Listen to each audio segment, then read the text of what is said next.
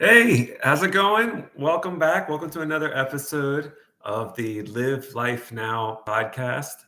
I decided to go into some details of some previous jobs that I've held that were not always in the car industry. And one of my more interesting jobs was I was once a telemarketer. I figured I'd tell you a couple stories about what that is like and why I only lasted but maybe about 9 months or so working there. So once again, I don't want to go into names of companies or certain things, but I will still share a lot of information and just my personal experiences. Of course, everybody would have a different experience. I can only speak for my own. And just a little background: I have done various sales and customer service jobs over the years. This one was certainly one of the weirder ones. So, anyways, what is it like to be a telemarketer? Okay. So first of all, at least in my specific scenario, they did not allow us to be full-time employees. Does that mean that I worked 30 hours a week or less? No, it means I worked just below 40 typically, or just below 35 or whatever legally they were allowed to let us work, where we couldn't go over 40, and therefore they wouldn't have to pay us benefits or any other special things. That doesn't mean that I only worked a couple days a week, though. I typically was still required to work a minimum of 5 days a week. Oftentimes, it would alternate. It would rotate. I had weeks where I worked 5 days a week. I had weeks where I worked 6 days a week, and I had weeks that I worked 7 days a week.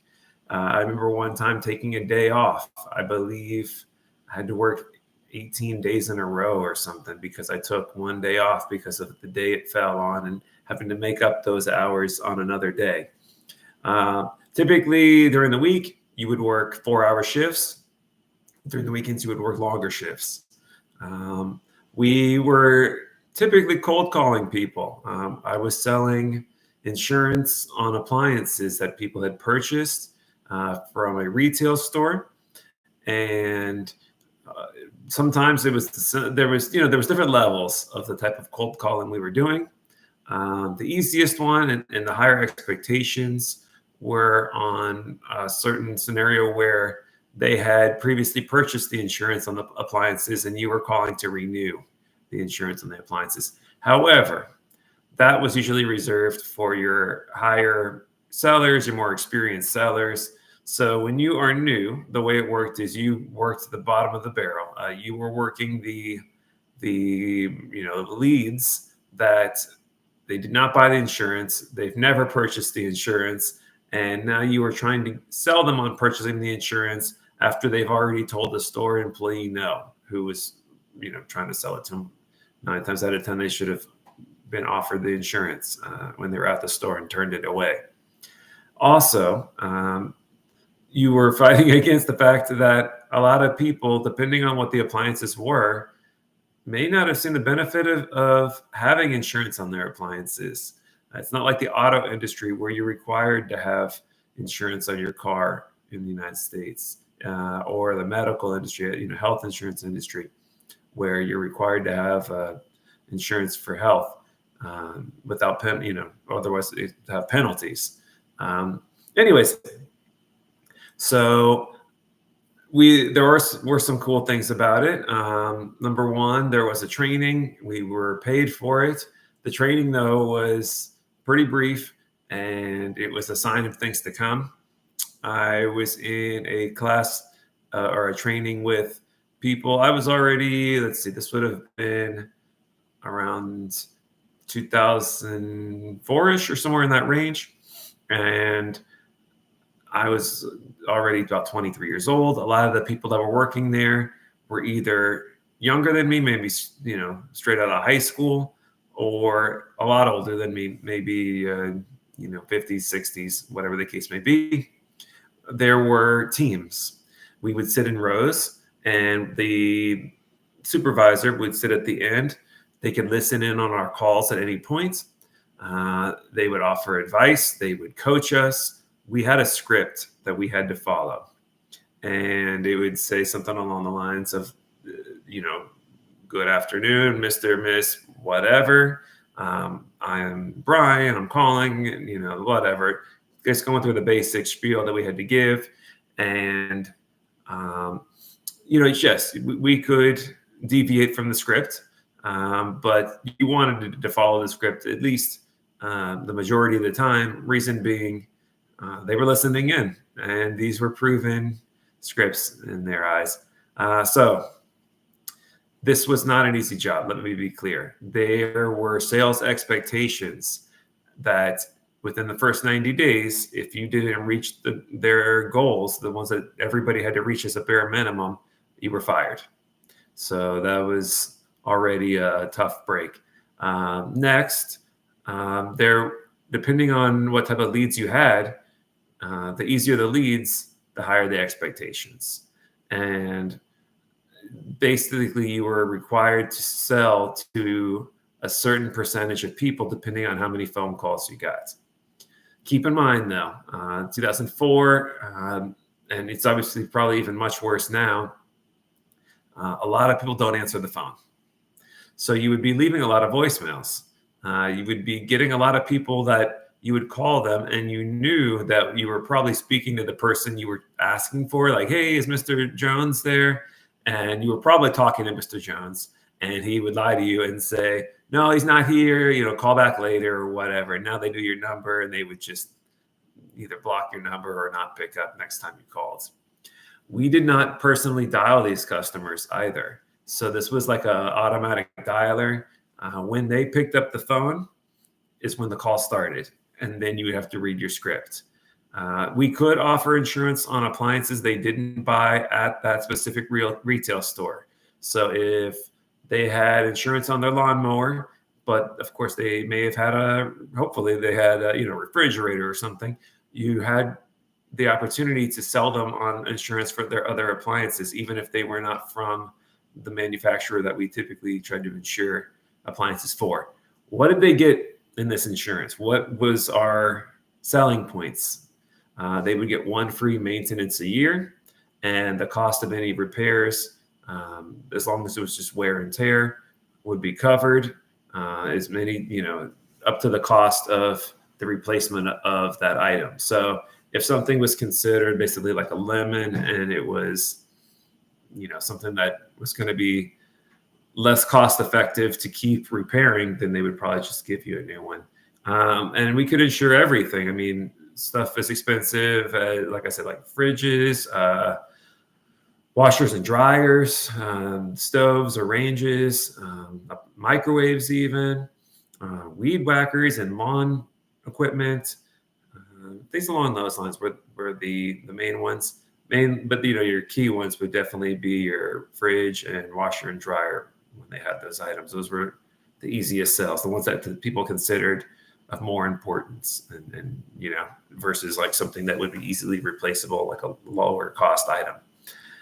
So we would just sit, and we had to be clocked in, and we had to be on these calls. We had percentages. You couldn't not be on these calls because you were graded on how long you were on the phone and percentage wise versus the time that you were working there. Everything was micromanaged in a way. So what happened? I was going through a tough time in my life. As I mentioned in one of my previous videos, I was going through like a tough time with like depression and some vision problems. And here I am working at this telemarketing job, kind of just hating it, but also realizing, hey, I need to make money. I need to build a career. I'm, wanting to move out in the near future. I need to do what I can to get things going.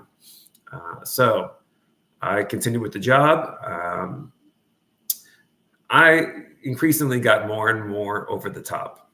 I can tell you for a fact that I stopped basically caring what the supervisors thought of what I said to the customers. There was you would take a lot of hits on the phone, basically. Customers would yell at you. Customers would, just be like, why are you calling me? Leave me alone. Stop calling me. You get a lot of that. The hardest ones for me, though, and it's happened more often than you might imagine. And of course, I have no way to prove it as it was true in every case, but I'm assuming that it was, because people would get very upset, especially when you're cold calling like that. You would ask for Mr. Smith. And I got a lot of, in this case, let's say Mr. Smith as the example. Mr. Smith is dead. Stop calling me. And it was a very emotional person on the other end. And that was like the absolute worst type of call typically. There was no way to know these things. We were just, it was an automated system. Other things that people said and did, often when I had to work the Sundays, which I only had to work once every 2-3 weeks, Sundays were the toughest days to sales. Typically got a lot of, why are you calling? It's family day. I don't talk to anybody on family day. And you're there and you're like, okay. And family day, I did not know if Sunday was considered family day officially, like a holiday, but to a lot of people it was. And that was a lesson learned. Also got a lot of people asking why we're calling so late, why we're calling so early. What do you name it? There was a lot of pushback. I actually, though, generally speaking, was surprised how kind most people were. How kind most people were willing to listen. A lot of people would stay on the phone way longer than I would have thought.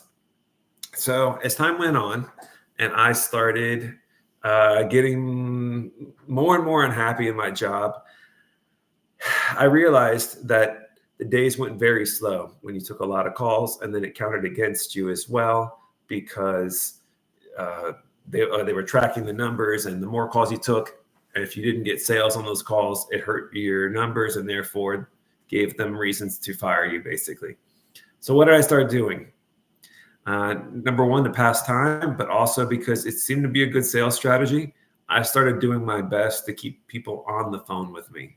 Even if we stopped talking about the appliances and insurance altogether, get talking about anything that they showed interest in, sports, movies, music, television, did anything with pop culture go on, what they're up to, what they enjoy doing for, in their free time, whatever it was, I would get talking to them about it. It definitely made the day go faster. I took less calls, which helped my overall percentages. So when I made a sale, it made a bigger impact on my sales percentage versus the people that were taking 100 calls a day. I might be taking 50 or 60. And so when I made those 1 or 2 sales, they went further, like a longer way in regards to showing that I was making sales on, on the calls I was taking on a higher percentage. Anyways, what did that do? Well, I ended up winning an award. I basically won awards at every job that's offered some type of award. I've won it, some level of it, whether it was the highest awards that the company had for customer service. I've won major sales awards for numerous companies. I've won Employee of the Month. I've won, like Shop of the Year in a couple of cases. I was, part of a team that won that. All types of interesting stuff. And anyways, that's besides the point. So I won this award. A lot of times the people, my manager and stuff that would listen would be like, why are you on the phone so long? You need to take more calls. And I would be like, no, what I'm doing is working. Let me do what's working because it's helping my sales percentages. And they ultimately saw I was still doing my job. I was still making sales. So they kind of let me be after a while. My calls got more and more ridiculous though. I was basically crank calling people. After a while, I would do voices, I would do accents, I would make up fake names, I would do games with the people sitting next to me, like what weird words could I use, what weird sayings could I say, and still make it sound like I'm just the normal salesperson selling insurance on appliances. You name it. If I could think of it, I said it or did it on these phone calls. And it was my way of keeping myself entertained. A lot of times the people that I called were entertained by the things I did. And honestly, even with me basically crank calling people, sometimes I made sales on those calls, the ones that I was being the most ridiculous. I did everything from like, hey, I'll keep changing my voice so it goes higher and higher the longer the call goes, or lower and lower.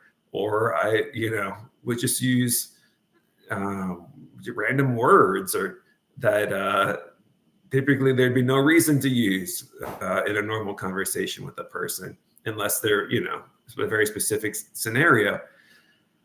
It was all part of keeping it interesting. And, sometimes I was like, man, maybe am I crossing the line on some of these things? But I would hear the supervisor cracking up out of nowhere. And, while they were listening to calls, and while I couldn't be sure they were always listening to mine when that occurred, for a fact, I guarantee you most everybody else's calls were boring and monotonous. I was the only one saying the wild and crazy things in the calls that would have triggered that type of reaction out of nowhere from somebody. So why did I end up leaving?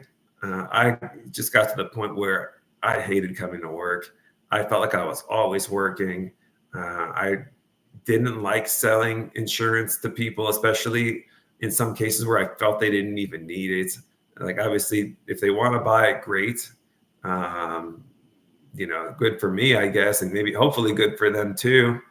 Maybe it all was worthwhile, but typically speaking, they did not need this insurance. They didn't. Hey, if it made them happier, gave them peace of mind, then maybe it had its benefits. And of course, if their appliances broke down, we could send out the service technicians. And even if the appliances didn't break down, they could get a cleaning or a checkup on the items. So yeah, it wouldn't be a total complete waste, but I'm sure a lot of people never got the free maintenance checkups. And, it was a sales job. And, they wouldn't have offered those type of sales or insurances if ultimately it didn't benefit the company selling these packages. Anyways, so it was tough. I dealt with a lot of wildness. I was being and saying crazy things. It didn't pay well. It was a tough time of my life anyway, but I had a good time overall. Like, looking back, it was probably not nearly as bad as I thought it was. But, I was somewhere I didn't want to be. I was stuck at a desk all day, or at least for the amount of hours I was there. I still didn't have benefits. I knew this wasn't a long-term scenario. And believe it or not, being there 9 months, I was probably one of the more tenured people. There was people that were definitely gone within the first 3 months because they didn't hit the goals. Most people made it about 6-7 months on average. Then I was probably in like a little bit of higher range.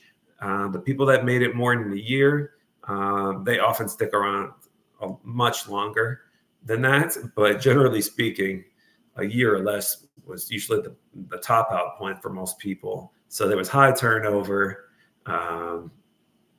There really wasn't much to look forward to in regards to raises or anything. I guess you could try to become a supervisor at some point, but I don't think they were being paid all that well either, for that matter. So it was tough. It was an experience, though. I would not want to go back and do it again, but it helped me develop probably stuff that ended up being beneficial to improv and other things that I like to do, just being silly. So it wasn't all bad, and no regrets. That is my telemarketing story. I'm sure there's other people that have had much crazier experiences than me, but I'd say, hey, if you're looking for a job to get started in the workplace and you don't have better prospects out there, it might not be a bad opportunity for a few months, make a little bit of income, but definitely not a long-term goal type of situation.